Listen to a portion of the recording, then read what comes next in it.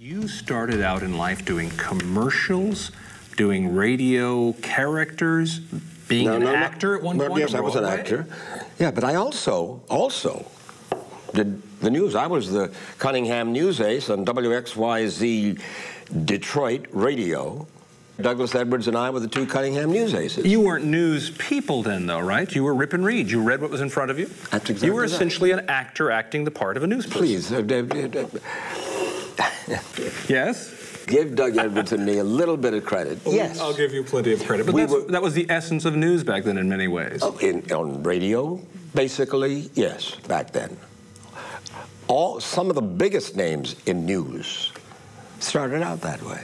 You had dabbled in a lot of things, commercials, interview shows, a lot of things. There was a personal event in your life I was not that helped define you as a news person. I was not dabbling.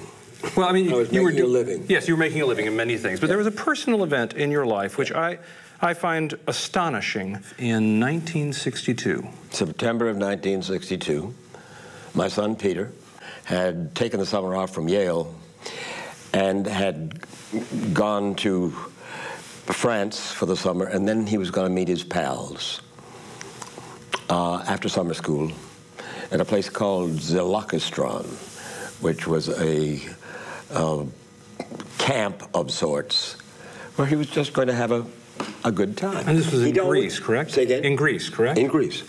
He was on the Gulf of Corinth. He'd always been fascinated by Greece. When he was a kid, he used to have the garbage can and the wooden sword and the sheet for a toga and so forth. Anyway, we didn't hear from him and didn't hear from him. And he was always pretty careful about writing home.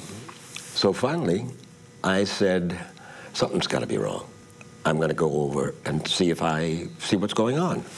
And it was a youth hostel camp that he was in.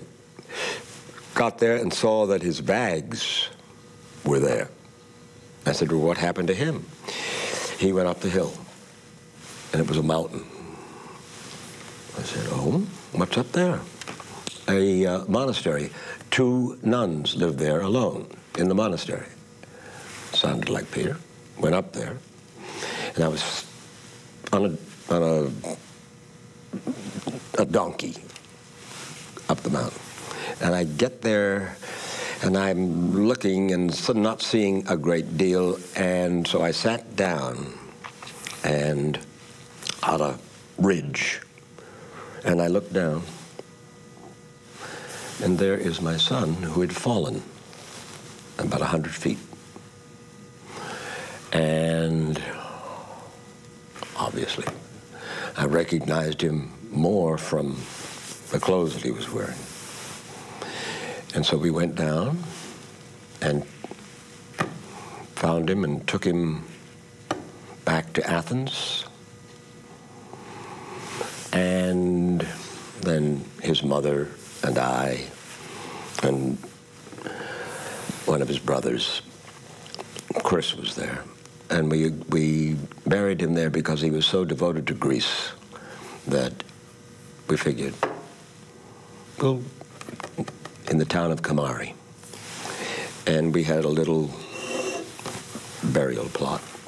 And when I got through with all of that, I thought to myself, you know, I used to say, well, the reason that I do all these various things, whether it's a commercial or some kind of a panel show or something of that sort, I've always said, because I have to support my kids. Well, I'll honor Peter by doing what he would love to have me do. He was my copy boy at Channel 13 in a show called Newsbeat. He had an interest in being a reporter himself. Oh, yeah. Yeah.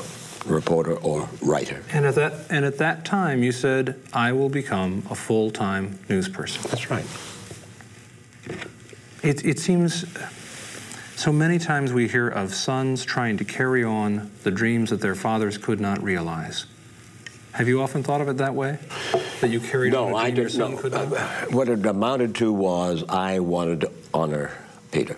He was an extraordinary fellow, but naturally, but Our father would say that. No, he really was an extraordinary fellow.